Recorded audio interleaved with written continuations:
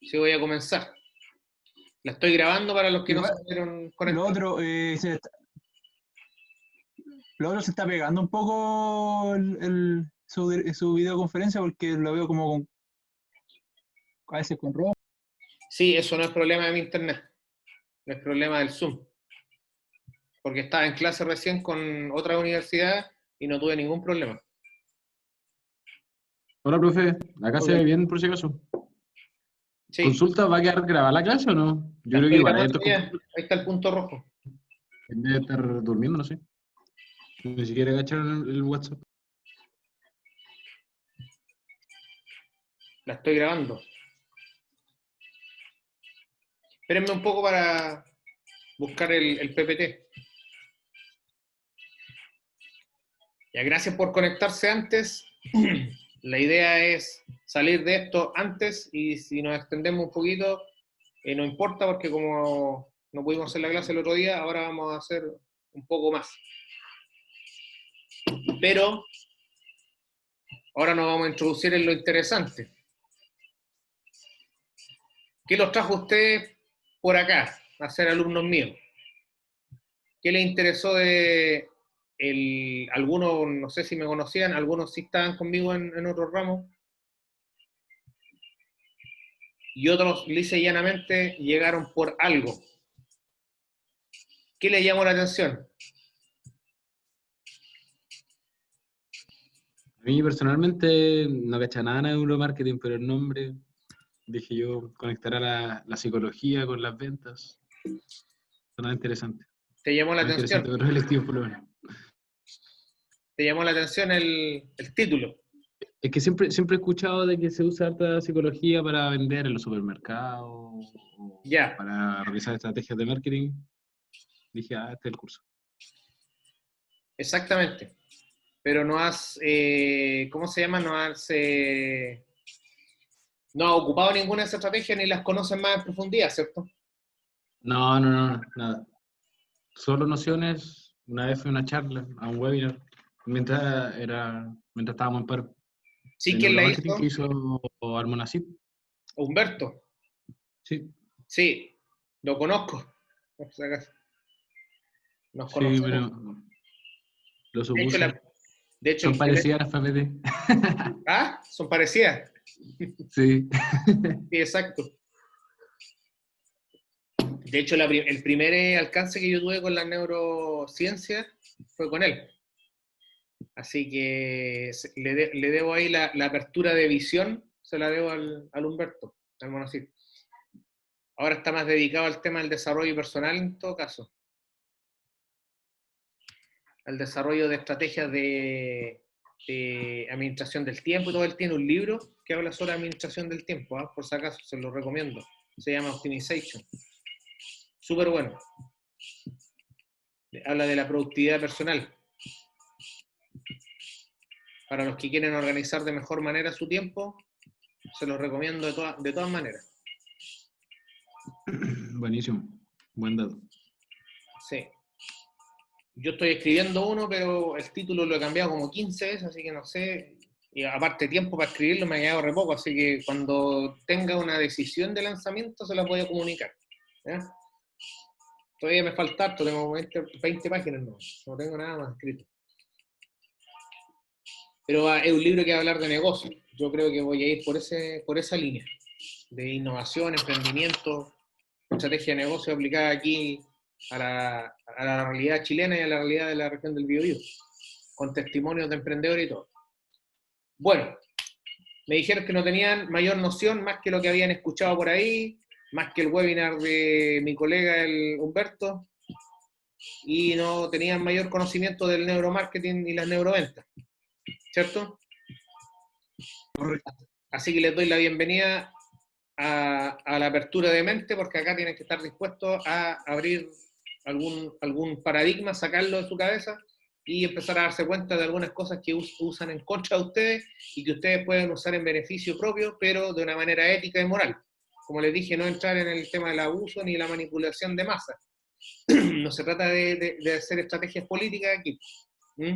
Porque hay muchos políticos del pasado que han ocupado mucho esto antes de que se revelara al público en general. al tema de la neurociencia.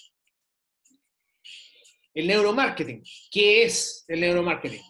Mira, hay definiciones de libros, un montón, hay un montón de material en torno a, ahora más que antes, esta ciencia debe tener una antigüedad como de 10 años, pero desde que se empezó a hacer conocida, unos 7, 6 años aproximadamente, y yo la primera vez que escuché hablar de neuromarketing fue en un congreso en Santiago, en Casapiedra, hace 6 años atrás exactamente, antes de salir de la universidad,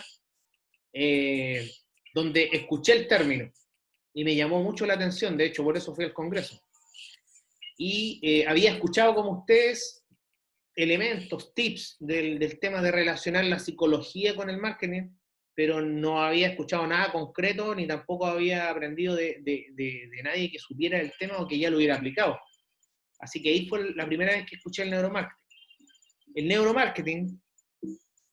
El neuromarketing es la adaptación del estudio de la neurociencia para construir, confabular, dirigir, administrar estrategias de venta. Por eso la fusión de los dos términos. Neuro, evidentemente del uso de la psicología y del comportamiento del cerebro, la respuesta del comportamiento del cerebro a este estímulo, y de marketing, porque la idea es poder generar ese enlace de venta. Ahora, evidentemente que hay estrategias de neuromarketing que están mal utilizadas. Y cuando hablo de venta, no hablo solo de vender un producto o un servicio, sino que esto te permite a ti vender una idea, un concepto, una marca personal, penetrar en el mercado de alguna u otra manera, crecer como organización de alguna u otra forma, o crecer personalmente de alguna u otra manera. Esto también te sirve para cualquier tipo de construcción de discurso donde tú tengas que exponer una idea, te sirve la ciencia del neuromarketing.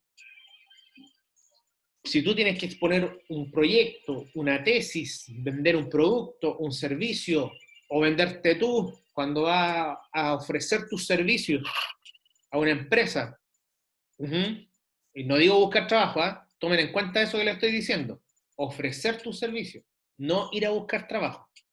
Con ese simple cambio de enfoque de lo que están diciendo, cambia inmediatamente la posición de quien los podría llegar a contratar.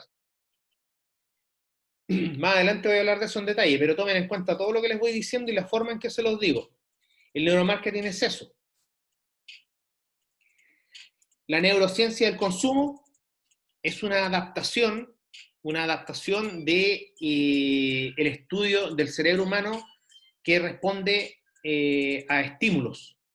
Distintos estímulos, distintas influencias, imágenes, colores, sonidos, todo lo que entra por los 5 sentidos genera reacciones en lugares del cerebro específicas. Esas reacciones apoyan o disminuyen tendencias de consumo. ¿Por qué? Porque nosotros tenemos alojado en el cerebro experiencias que ni siquiera nosotros nos acordamos, están alojadas en el cerebro, en distintas áreas del cerebro, y esas experiencias reviven, se activan con distintos estímulos que a nosotros nos identifican, pero que ni siquiera nosotros nos damos cuenta que nos identifican.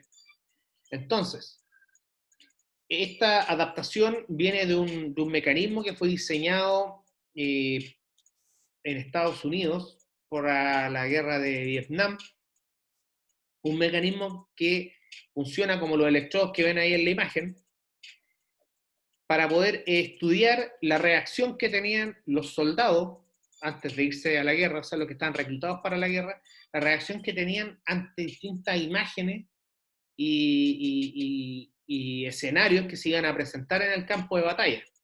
Entonces, así, los científicos del ejército de Estados Unidos podían saber antes de enviarlo al campo de batalla si estaban en las condiciones psicológicas necesarias para poder dirigirse al campo de batalla. Entonces, se dieron cuenta que el cerebro humano respondía en ciertos sectores del cerebro se activan dependiendo de distintos tipos de influencia, colores, sabores, imágenes, sensaciones. Y esos colores, olores, sabores y sonidos generan emociones.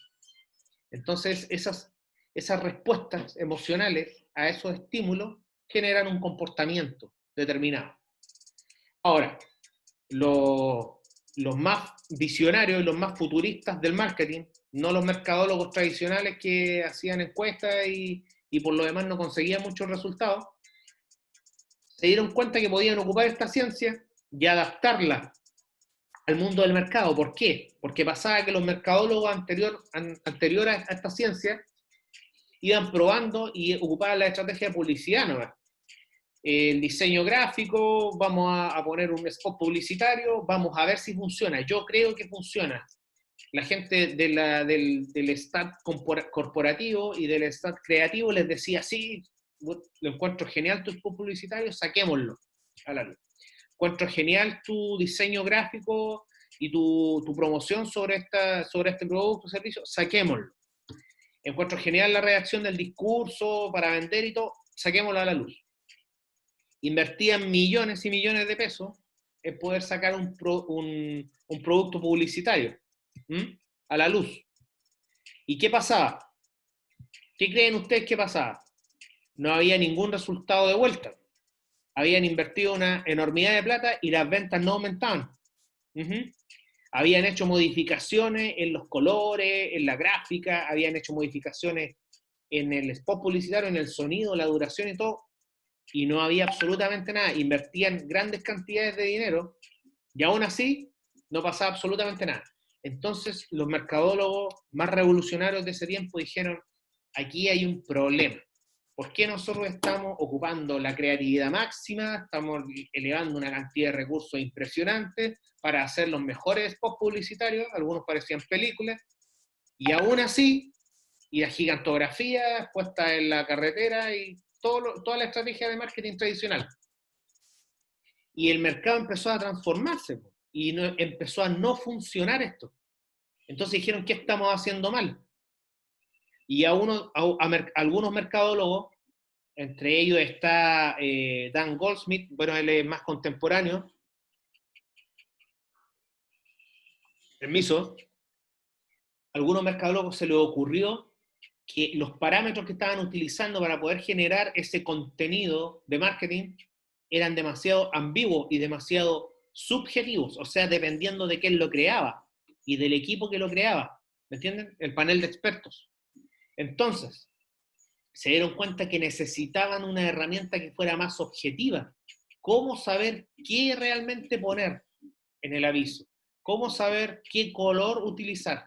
¿Qué fuente utilizar? ¿Cómo saber qué tipo de imagen? ¿Cada cuánta frecuencia?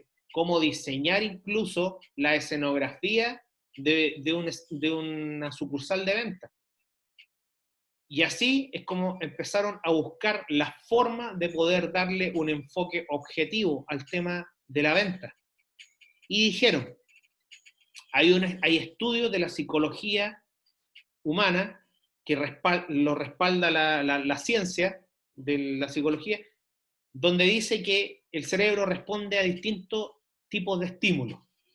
¿Cuáles son esos estímulos? Y ahí empezaron a estudiar cuáles eran esos estímulos y cómo poder gatillarlo o generarlo con las campañas de mercado. Y ahí es donde nació la ciencia del neuromarketing, o sea, la psicología aplicada en las campañas de consumo, en el diseño incluso, en el diseño de los productos, en el diseño de los envases, en los colores y los diseños de los centros comerciales, en los colores y los diseños de la escenografía de las tiendas, en los colores y diseños de las plataformas virtuales cuando explotó el Internet. Y así sucesivamente. Y empezaron a darse cuenta que lo que tenían que hacer, nada de eso podía ser al azar. Tenía que ser estudiado previamente. Y de la neurociencia del consumo aparece una nueva forma de hacer marketing o de estudiar a las personas. Lo que se llama antropomarketing o estudio de las personas en condiciones naturales. Muchos de los mercadólogos de la edad tradicional del marketing ocupaban la encuesta y creo que todavía la ocupan y ustedes la siguen ocupando también en los trabajos, ¿cierto? La encuesta, para poder medir, bueno, ahí depende de cómo esté configurada la encuesta, pero la mayoría de las encuestas están mal configuradas, así que por eso hago el alcance. Preguntándole a una persona sus preferencias de consumo, preguntándole qué productos consumían. Por ejemplo, tú le preguntas a una persona, evidentemente, en una oferta, vamos a hacer el ejercicio de una oferta de planes de cable, canales de televisión, cable. Evidente. Profesor, se muteó. Ahí sí. Pasé a apretar el botón porque estoy agregando integrantes, por eso. Había una empresa de cable, no recuerdo cuál exactamente ahora, bueno, no viene al caso porque no voy a hacer auspicio gratis. Y esa empresa quiso mejorar su potencial de venta y dijeron, ya, pero ¿qué canales incorporamos entonces en la gama de canales, en la oferta de canales que tenemos? Hagamos una encuesta. Los creativos del marketing hicieron otra encuesta. Y fueron precisamente haciendo esta encuesta para preguntarle a las personas cuáles eran los canales que más veían o qué tipo de contenido veían en los canales. Y adivinen cuál fue la respuesta. ¿Pueden ustedes adivinar, proponer algo? Si yo le hago la pregunta a ustedes ahora. Los dibujos animados, porque son siempre los que ven los niños. Ya, pero estoy hablando en general. En general. Sí puede ser una potencial respuesta. Puede ser también las de películas también, porque de todos nos gusta ver series, po. Ya. O ver, no sé, alguna película interesante y que me interesa ver. ¿Pero qué creen ustedes que respondió las personas en esa encuesta? ¿Qué respondieron?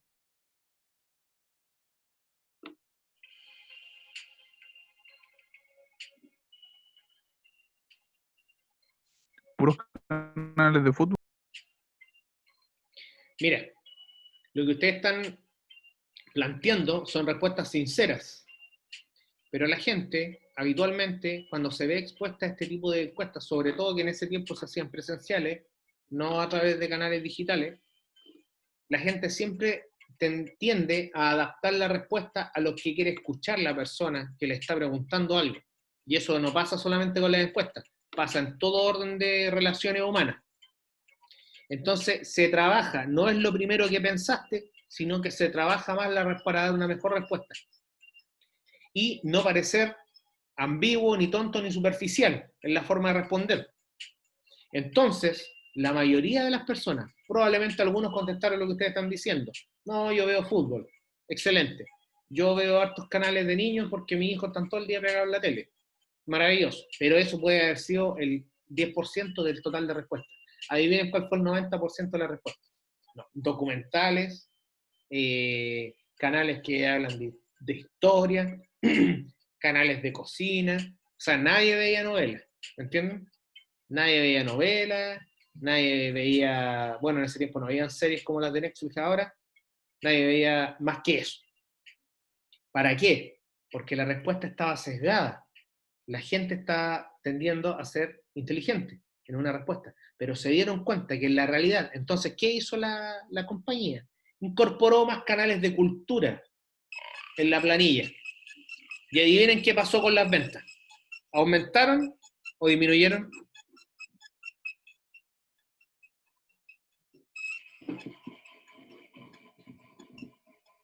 Luego, según viendo la respuesta que dieron en la encuesta, según en general, diría que a lo mejor porque como que uno estaba informado y querían tener como más conocimiento o saber un poquito más del mundo exterior, como que esa fue como una respuesta como, no, como que si fuera sincera también. No sé si está de acuerdo conmigo. No, no estoy de acuerdo contigo. Bueno, la pregunta es ¿por qué?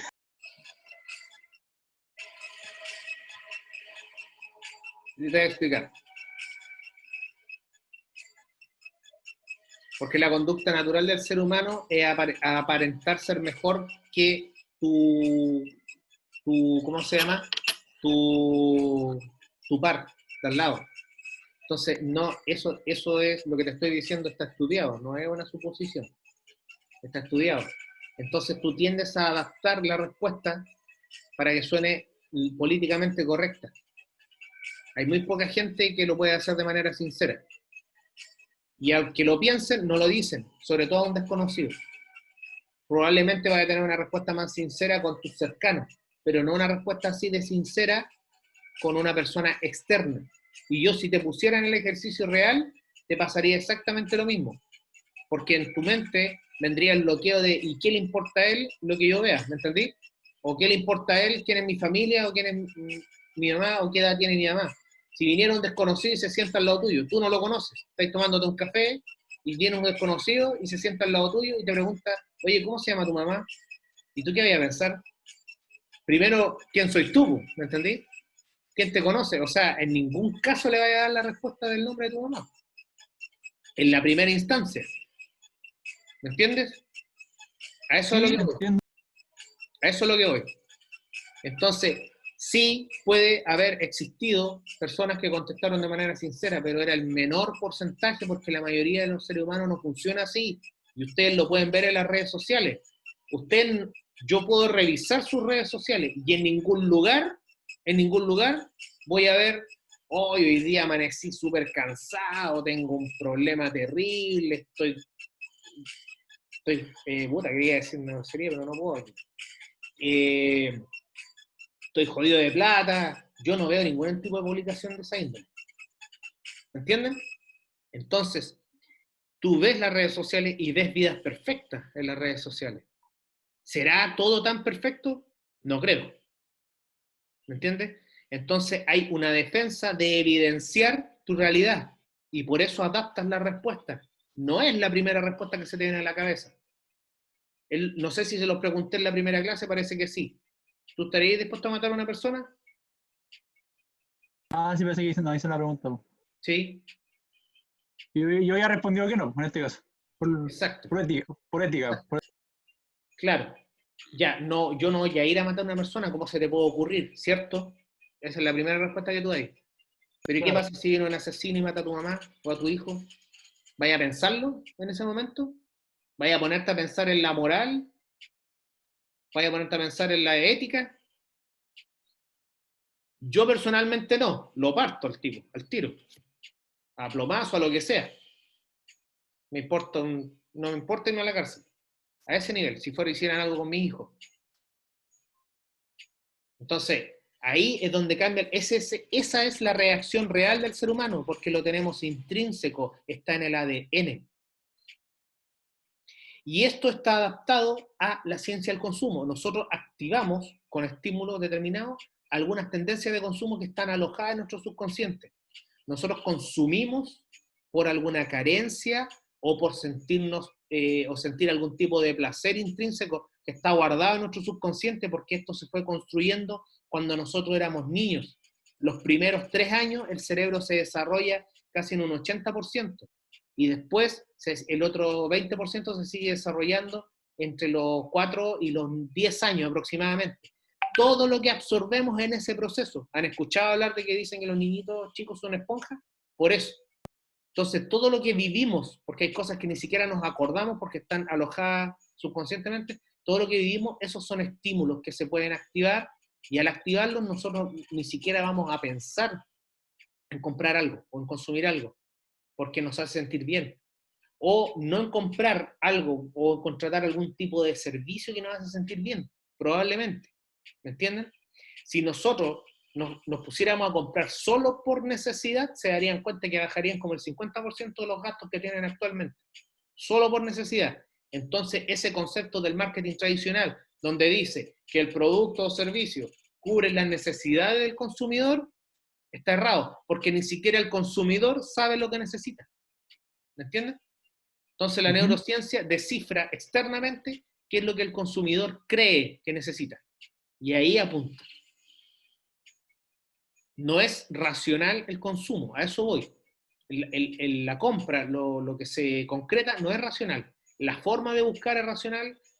Ahora, no es racional en el 85% de las personas. El otro porcentaje, claro que puede tener una conducta más racional de compra. Puede que alguno de ustedes esté en ese porcentaje. Siempre me encuentro con el racional ahí que dice que él compra efectivamente porque piensa lo que va a comprar y no compra compulsivamente. Después le pregunto cuántos pares de zapatillas tiene y ahí se cae toda la explicación de él de que era racional para comprar. ¿Entendí? Me acuerdo de un alumno en el semestre pasado que me dijo que no, que él compraba racionalmente. Y uno de sus amigos lo delató y le dijo, ¿y por qué tenéis tantas poleras entonces? Porque tenía, ¿me entendí? Tenía un sinfín Sí. de poleras de distintos colores y de juegos de video, no sé, entonces, ¿y eso es racional? No era racional su compra, pues, ¿me entendí? A eso voy. La diferencia entre neuromarketing y neuroventas. Mira, aquí les puse un mall para que ahora se cautiven, ya que no hemos podido, nadie ha podido ir a un mall ahora con todo esto. Bueno, nos faltó el creativo del gobierno que se le ocurrió abrir un mall, por si acaso. Después están alegando que aumentan los contagiados. El neuromarketing y las neuroventas. Similares, pero no iguales. Neuromarketing es una estrategia general, es la ciencia de la adaptación psicológica al comportamiento de las ventas. Eso es, la fusión de la psicología y el marketing. Eso es neuromarketing. Y las neuroventas es algo más específico. Es cuando yo quiero apuntar a un segmento, cuando yo quiero apuntar a un consumidor específico, a una tribu específica. Entonces, ahí yo aplico neuroventas. El discurso se dirige a quien yo quiero llegar. Y es específico por cada descripción de mi público objetivo. No le voy a llamar público objetivo, le voy a llamar tribu. En el concepto del neuromarketing se le llama tribu o comunidad, porque está más relacionado con las tendencias intrínsecas por ADN más que con el lenguaje del marketing. Se llama tribu o comunidad, y ahora eso se utiliza mucho también en el marketing digital. Por eso estas dos áreas van fusionadas, van muy mezcladas. La diferencia con las neuroventas es que yo lo puedo aplicar en canales digitales y en canales físicos también. Profesor, disculpe, nombró algo de intrínseco con el ADN, ¿lo puede explicar de nuevo, por favor? Es que lo voy a explicar más adelante, porque todavía no estoy hablando de las capas del cerebro. Ahí voy a explicar lo del ADN.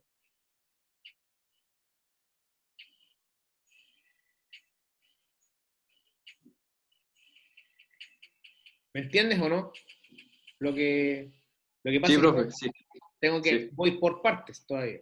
Es que como lo había nombrado, por eso me causó, no sé. Hago un paréntesis. Nuestras tendencias de consumo están determinadas por las partes del cerebro donde se desarrollan. Las partes del cerebro donde se desarrollan están compuestas y están construidas a través de la evolución del humano. Entonces, el comportamiento de algunos de esos comportamientos están alojados en nosotros desde que éramos protozoos y reptiles, para los que creen en la teoría de la evolución. ¿Entiendes? Entonces están intrínsecos en el ADN, hay comportamientos de nosotros que son de la raza humana. ¿Entienden? Sí, del código genético de la raza humana. Entonces, eso lo voy a explicar en profundidad más adelante. Voy a explicar lo de las capas del cerebro y todo lo demás. Para que no se asusten. En todo caso, cualquier duda o consulta que tengan, me preguntan, ¿no? Así. Yo les digo si lo voy a explicar más adelante o se lo explico al tiro. Antes de que continúe, profe, ¿se acuerda que estaba continuando con la encuesta de la venta de cable? Sí. ¿Aumentó o disminuyó la venta? Disminuyó, pues, eventualmente. Eventualmente disminuyó. ¿Por qué? Porque los mercadólogos trataron de preguntarle a la gente qué es lo que veían. Y la gente dijo que veía canales culturales, ¿me entendí? La mayoría. No es que todos vieran canales culturales, pero la mayoría respondió eso. Entonces, ¿qué hicieron? Según ese resultado, incorporaron más canales culturales en la parrilla, en la oferta. Y resulta que la gente no veía los canales culturales, sino que veía novelas, reality, canales infantiles, como tú dijiste, por los niños, fútbol, por sobre todas las cosas. Entonces, no sirvió de nada preguntarle a las personas, ¿viste? También una empresa que se dedica a la distribución de alimentos le preguntaban qué eran los alimentos que más consumían.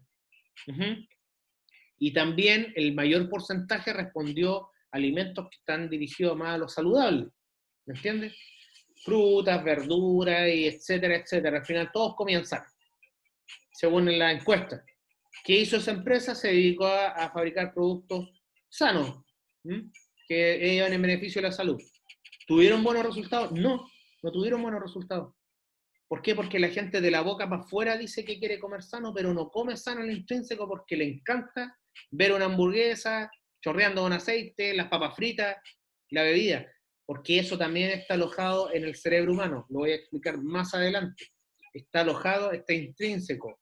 Esa necesidad de autodestrucción controlada es un elemento que está ahí, porque nosotros cuando éramos primitivos estábamos expuestos a alta tensión, estábamos expuestos a la posibilidad de destrucción inminente, porque eran cazadores, ¿me entendí? O sea, venía un animal muy feroz y y si no había alimento, moría toda tu comunidad. Entonces ahora, como nosotros somos seres evolucionados tecnológicamente y socialmente, hemos avanzado y ya no tenemos esas necesidades de salir a cazar, no estamos preocupados por si la comunidad comerá o no comerá, la mayoría de las personas en la Tierra no. Todavía hay gente que tiene ese problema, pero la mayoría no. A eso me refiero. Entonces esa parte del cerebro quedó ahí, desactivada.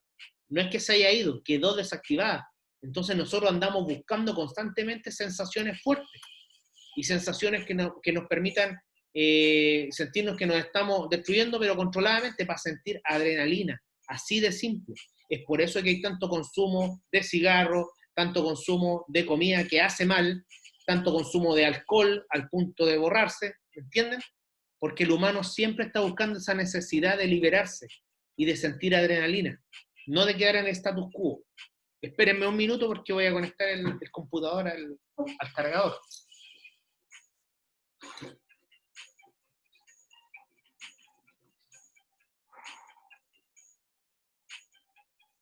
Por eso les dije al principio que estuvieran dispuestos a echar por tierra hartos paradigmas. Porque yo sé que muchos de ustedes van a decir, ¿de verdad eso es así? Y si ustedes se ponen a analizarse, a autoanalizarse, se van a dar cuenta que es así. Yo les voy a explicar lisa y llanamente un autoanálisis mío.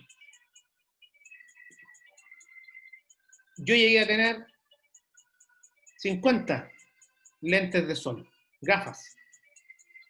Ahora, respóndanme ustedes, ¿es racional tener 50 gafas, lentes de sol? No, con escuela tengo 2. Ya. Tengo una conocida que tiene 200. Tengo una conocida que tiene 200 relojes. 200. Como en 3 cajas, así, llenas de relojes con su respectivo... Ya. Es legítimo que ella haga lo que quiera con su dinero. Estamos claros. Yo también. Pero ¿es racional tener 200 relojes? Tengo 200... Demasiado mentira. Ya. Es mucho. A eso voy. Ahora yo estoy poniendo casos extremos. Pero las personas no se autoanalizan y dicen, no, yo soy racional para lo que estoy haciendo o lo que estoy adquiriendo.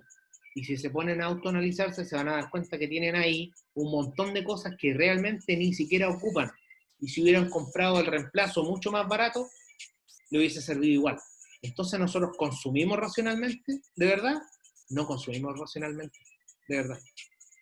Cuando tú te compras un vehículo, creo que este ejemplo también lo expliqué, pero lo voy a volver a explicar en profundidad. Te compras un vehículo, una persona que tiene el perfil de nosotros y el que van a tener ustedes, de ingeniero, industrial, etcétera, profesional joven que quiere progresar, evidentemente si está dentro de sus posibilidades comprar un vehículo mejor, lo van a hacer. Entonces no están cubriendo la necesidad de transporte, porque si no se compran una bicicleta, o siguen andando en bicicleta, o se compran un scooter de esos eléctricos, o usan Uber. A eso voy. Entonces, ¿la necesidad es el transporte? ¿O cuando yo compro un auto no solo veo la necesidad de transporte? La respuesta es que yo no solo veo la necesidad de transporte, sino que evalúo el confort del automóvil, evalúo el diseño del automóvil, evalúo el estatus que me va a dar el automóvil, y aunque tú digas que no me importa el que dirán, a todas las personas le importa el que dirán porque nosotros somos entes interrelacionados. Es imposible que tú vivas en una isla y no te interese lo que diga el resto. Puede que haya uno por ahí, el Pepe Mujica puede ser el presidente, ¿entendí? O Gandhi en su momento, o el Dalai Lama, pero ¿cuántos son? 3. de toda la población mundial. Entonces, la mayoría de la gente sí le interesa lo que diga el resto, sí le interesa lo que piensa el resto de ti.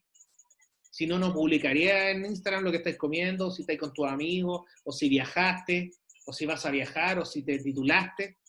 Lo primero que hacen cuando se titulan, yo también lo hice, es publicar que se titularon. Y las fotos ahí brindando afuera de la facultad, ¿sí o no? Ya, eso es porque quieren evidenciar su éxito. Intrínsecamente lo hacen. Entonces, nadie puede decir que no le importa lo que diga el resto porque somos organismos interrelacionados. Entonces, cuando nosotros compramos, también compramos con todos esos elementos. El transporte era un factor, pero tengo 4 más. El estatus, el confort, el diseño. Y el otro no me acuerdo lo que dije. El diseño. Nosotros también velamos por el diseño. Oye, no, le presta la funcionalidad, pero es feíto el auto. No me gusta tanto. Ese tiene mejores cortes. Es un poco más caro, no importa. ¿Me entienden? Y así sucesivamente. Puede que haya alguien que no compre así, pero es el mínimo. Puede que haya alguien que sea sumamente hipster y se dedique a andar en bicicleta toda su vida. Maravilloso. Pero pues también es hipster por algo. También anda en bicicleta por algo, porque tiene miedo a ser un ente contaminador del planeta, a no cuidar su salud, etcétera, etcétera, etcétera. Entonces siempre hay un factor gatillante que no es solo la necesidad, sino que hay elementos emocionales intrínsecos, involucrados en cada movimiento de compra que nosotros hacemos. Así es, pues, mucha gente quiere ir en torno a las marcas, mucha gente que está dispuesta a pagar lo que sea por la marca y no por el objetivo principal. Me pasa a mí, yo soy un autoanalizado total, siempre me analizo y analizo al resto de las personas en las tendencias de neuromarketing. Yo compro los dispositivos de Apple porque a mí me gusta Apple, no porque sean tremendamente mejores que la competencia. ¿Me entienden? Y gasto un poco más solo por tener la marca. Y eso es personal mío, y no tiene que ver con una necesidad, porque podría haber comprado cualquier otro computador y cualquier otro celular. Entonces a eso voy. Y la neuroventa es dirigida. Yo identifico a quien quiero cautivar y se construye el discurso de venta en torno a eso.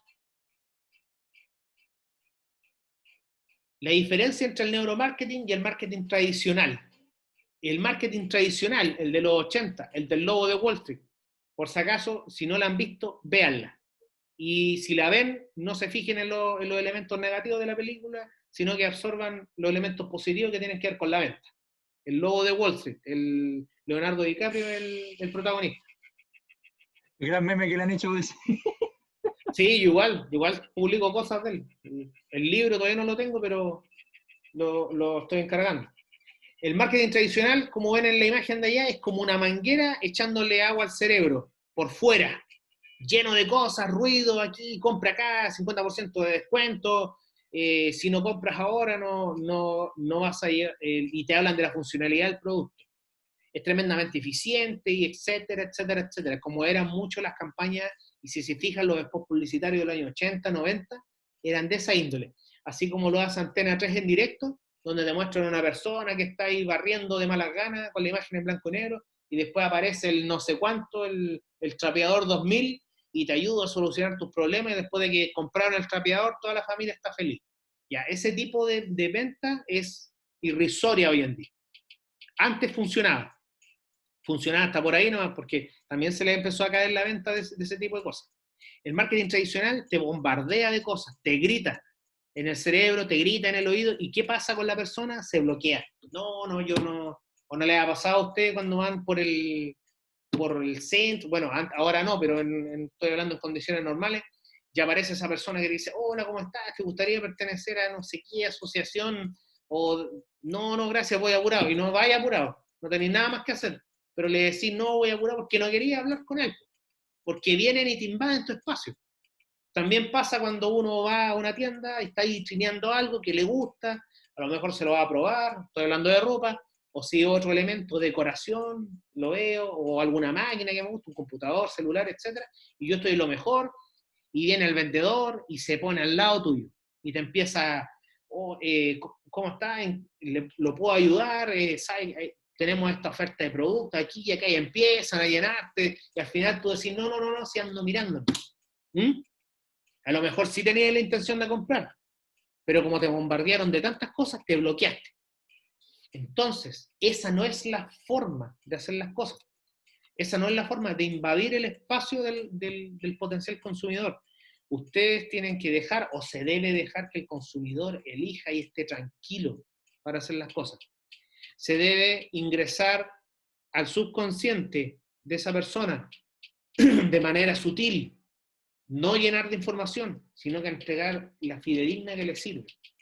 ¿Cuál sería una estrategia adecuada, por ejemplo, para un vendedor de retail? Ahí volvió la conexión. ¿Cuál sería la estrategia indicada? Es que si esa persona está vitrineando, probándose un terno o algo, yo me quedo lejos de esa persona. Lo único que le digo, señor, si necesita mi ayuda, estoy a su disposición. Nada más. Y me quedo lejos. Y la persona inmediatamente se va a sentir cómoda. Y si no convierto una venta con él, no importa, pero en algún momento voy a convertir una venta. E incluso me va a recomendar, oye, en esa tienda atienden genial. ¿O no les ha pasado a ustedes que a veces vuelven a comprar a una tienda solo porque los atendieron bien, a pesar de que en una tienda que esté en otro lugar vendan el producto un poco más barato, pero si los atienden como el ajo no van a volver ahí? Entonces la conexión no es por la necesidad de comprar un terno, la conexión es porque me cayó bien el vendedor o me prestaron un buen servicio. Entonces a eso voy. Eso es neuromarketing. Yo apelo al estado emocional de la persona. Lo hago sentir bien. Lo hago que sienta que yo lo estoy acompañando en el proceso, no que lo estoy obligando a comprar. ¿No fue una consulta? Dime. Por ejemplo, los unboxing que se hacen en redes sociales, eso también es como atracción para las personas que a lo mejor quieran comprar ese producto, ¿no? ¿Un qué, perdón? Unboxing, que es como mostrar el producto desde su caja hasta como lo que contiene, po. Mira, la idea, bueno, esto es más de marketing digital, ¿eh? Pero en marketing digital lo que más prima es poder generar contenido en torno a tu servicio. Generar contenido de valor. Por ejemplo, bueno, esto es de marketing digital, insisto, pero algunos no están en marketing digital conmigo. No hablar del producto ni de la funcionalidad del producto, sino entregar herramientas y tips que estén relacionados con el negocio, con el mercado de tu producto, pero no con el producto en sí. Me explico. Si tú vendes elementos para hacer asado, por ejemplo, parrilla, todo, no hablar de que tu parrilla es la mejor, de que la funcionalidad de la parrilla, de que gasta menos gas, no. Hacer videos, por ejemplo, donde tú entregas tips para cocinar un buen asado, entregas herramientas para recetas, o receta para el día de la mamá, para el día del papá, ¿me entiendes? Y al final la gente se va dando cuenta que tú eres representante de una marca, de tu marca, puede ser propia, o de una marca, y va a comprarte por la generación de valor que tú le provocaste, no porque le estás ofreciendo el producto así con el descuento, con la funcionalidad, etcétera, etcétera. ¿Me explico? Así es como se fusiona un poco el tema de la neurociencia con el marketing digital. Entonces, ¿respondo tu pregunta o no la respondo? Como que lo último no lo entendí. ¿Qué es lo último? Es que a ver, ¿cómo te explico? Es de marketing digital lo que me estás preguntando. Ah, ya, vale. No, eso tendré que preguntarlo cuando estemos en clase de marketing digital, si es que estoy dentro. Para el próximo semestre tendré que guardarme esa pregunta. No, si te la puedo responder por interno, pero ahora nos vamos a desviar del tema. Vale. Por eso, pregúntame por interno y te la respondo. Ok. Entonces, el neuromarketing apunta a eso, a activar la necesidad intrínseca. Por eso ven aquí un embudo que va directamente alojado a la parte más interna del cerebro, que se llama cerebro reptil. Esto lo vamos a ver en profundidad en la clase que viene. Vamos a hablar sobre las capas del cerebro por evolución, algunos yo creo que ya las conocen, esto es más de la biología, y cuáles son las emociones que están alojadas en cada una de las capas, y qué tipo de estímulos activan cada una de esas capas, y también qué tipo de estímulos las desactivan. Y ahí viene la explicación de por qué la gente consume droga, fuma, por qué toma café incansablemente, o le gustan las bebidas gaseosas con harta azúcar, o le gustan los dulces, o le gustan los chocolates y no sabe por qué. Creo que se me colgó o soy yo. ¿Ah? o no le gusta absolutamente nada. Ve esas cosas y quizá, o la explicación de por qué la gente tiene un determinado comportamiento.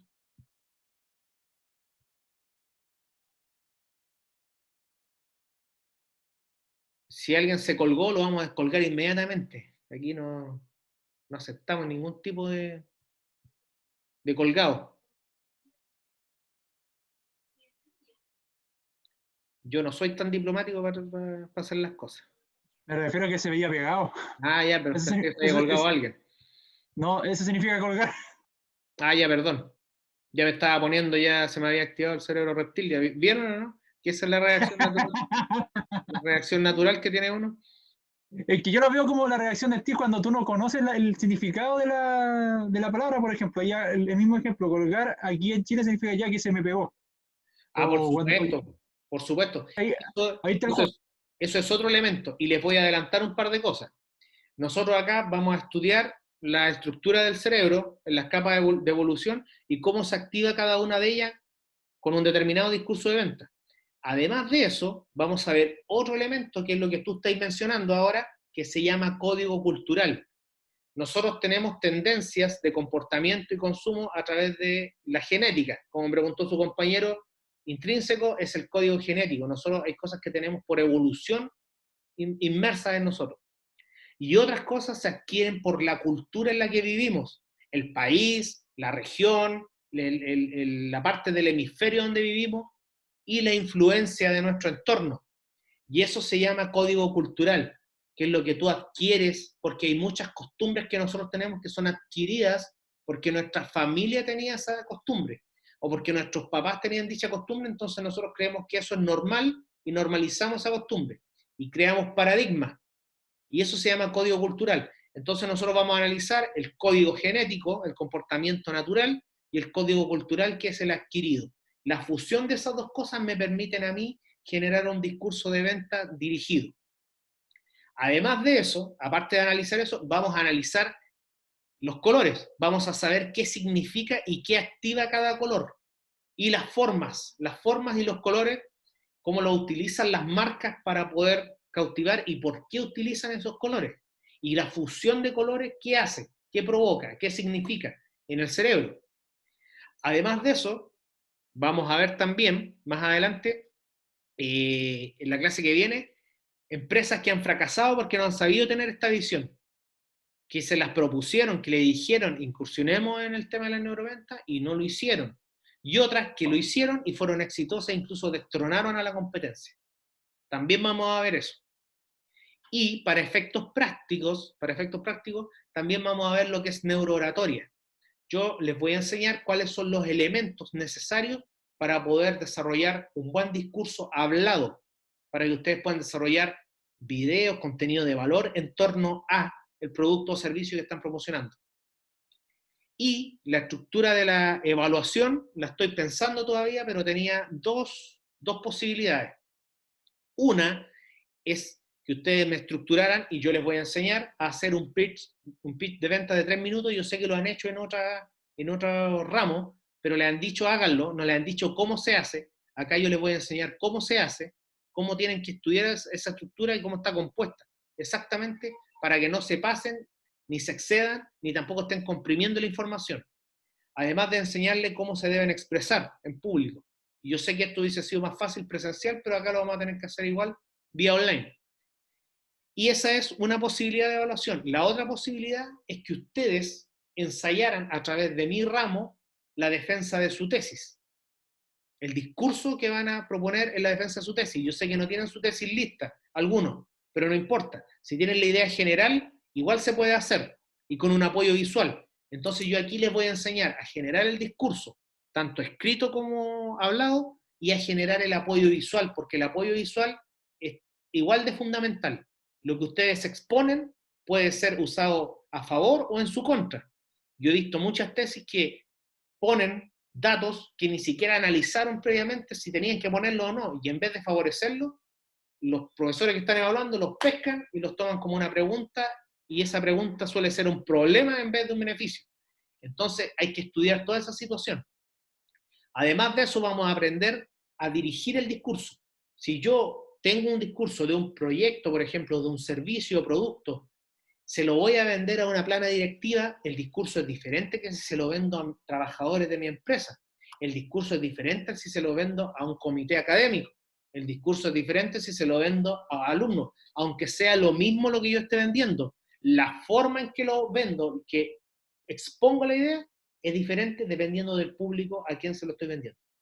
Así que todo eso vamos a aprender acá en el ramo de neuromarketing y neuroventa. Queda harto todavía, y los que quieran conocer algunas respuestas de marketing digital, del contenido en redes, me las pueden hacer llegar si es que no están en el curso de marketing digital conmigo. Pero yo se las puedo responder por interno. Acá no quiero responderlas para no mezclarlas y confundirlos. Acá nos vamos a enfocar en lo psicológico y en la venta directa. Las estrategias de marketing digital las vamos a mantener aparte, en el canal digital. Así que eso. Preguntas, dudas, ejemplos, hacer lo que sea, lo que quieran ustedes. Vamos a ver harto ejemplo también, para que entiendan esto. ¿Nos podría contar un poquito de la experiencia de las tesis que usted ha evaluado? Porque me interesa un poquito esa parte, ya que va a comentar un poquito para que cachen un poco, que quiero yo analizar el liceo que yo me formé antes de llegar a la universidad, y quiero hacer una tesis sobre eso, que en este caso el INSUCO, y quiero tratar de mejorarle el tema del aprendizaje, que fuimos como la última generación de que tuvimos un buen aprendizaje esperado para poder formarnos como profesional técnico, en este caso. Y ahora estoy viendo como los compañeros actuales que están llegando, como que nos están quedando como los conocimientos fuertes de esa área, por ejemplo, ya sea en contabilidad o administración, porque se fue secretaria hace unos años. No sé si usted nos podía contar un poco el tema de cómo podría, cómo usted ha evaluado el tema de la tesis, o cómo ha sido la experiencia de las tesis aprovechando. Mira, te explico un ejemplo concreto para que lo puedas entender. Tengo yo no es alumno, era un amigo, ahora es colega, que yo fui a su tesis, porque primeramente era una tesis súper innovadora, que ahora le está yendo el descueve con eso, porque era de telemedicina. Es una tesis que hizo con el profesor Helves. Entonces, él sacó nota 6.9. Podría haber sacado el 7, está, pero maravilloso todo el estudio, y está todo bien hecho, todo bien calculado, todo bien expuesto, los objetivos concordaban con las conclusiones, no había, por mi parte, no había mucho que dudar. Pero ¿cuál fue el error de mi compañero? En la exposición, en la defensa.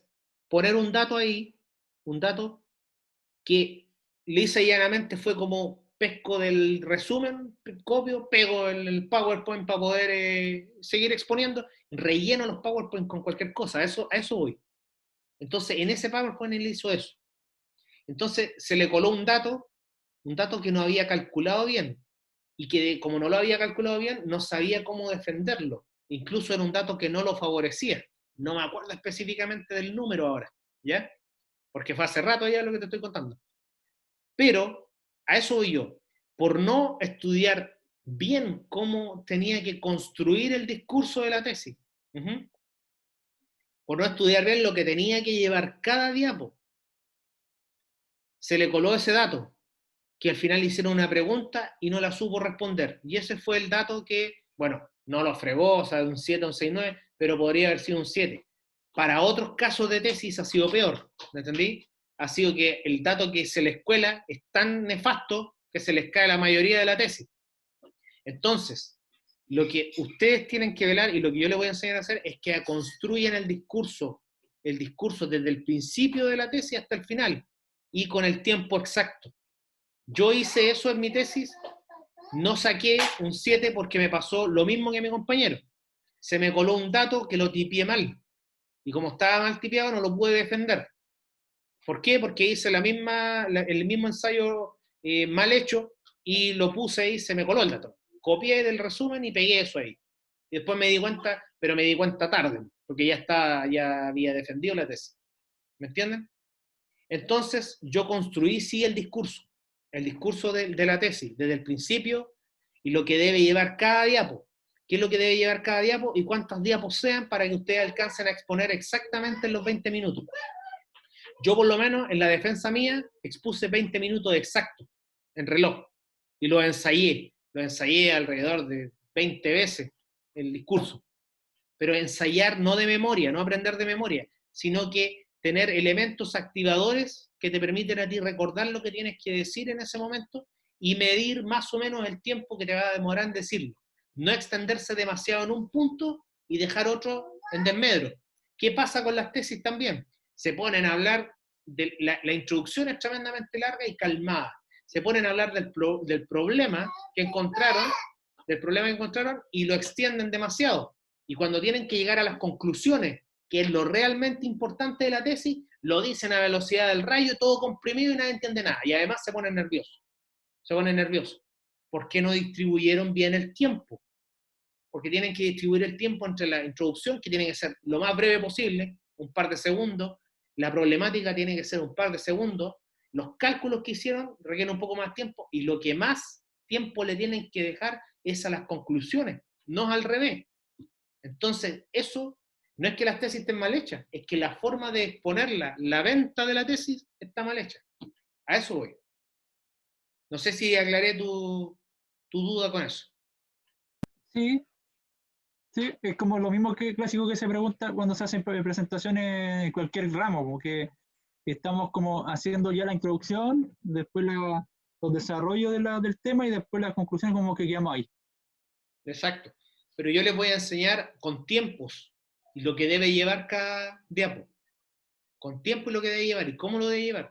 Qué fuente y gráficamente cómo debe ser. A ese nivel de detalle. Lo otro, profesor, el juego de entre más imágenes, menos texto, ¿sirve para las tesis o no sirve mucho que digamos? Sí sirve, pero tienen que, el texto que, no es que no vayan a poner nada de texto, pero el texto que pongan tiene que ser esencial. A eso voy yo con no rellenar con cualquier cosa. ¿Me entiendes? Sí. Pero eso lo vamos a ver acá.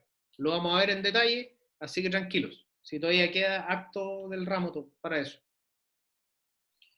Ya pues chicos, gracias por conectarse antes. Doy por concluida la clase de hoy día. Quería introducirlos al mundo de las neuroventas. Si quieren averiguar más, les recomiendo los libros de Jürgen Klarik con respecto a neuroventas. Esos son los más actualizados por lo menos. Hay otros más que les puedo dar la bibliografía más adelante también.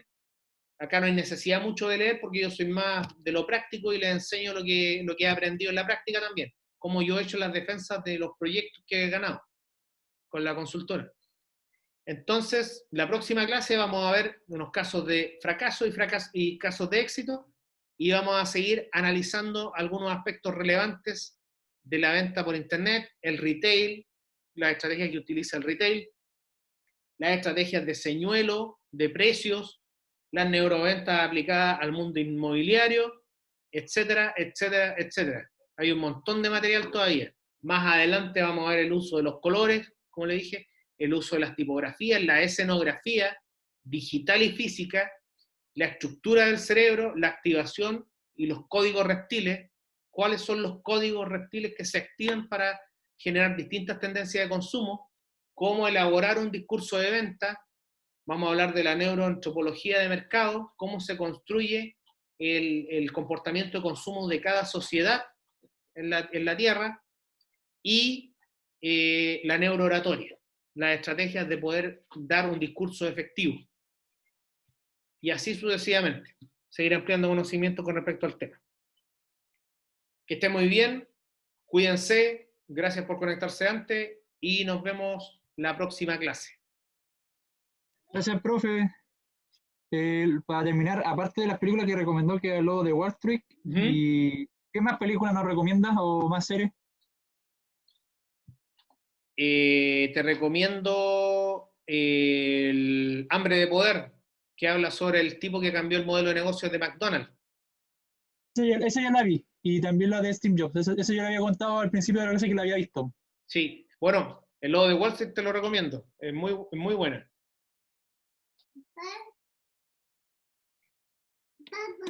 Ya esa no, ya vale.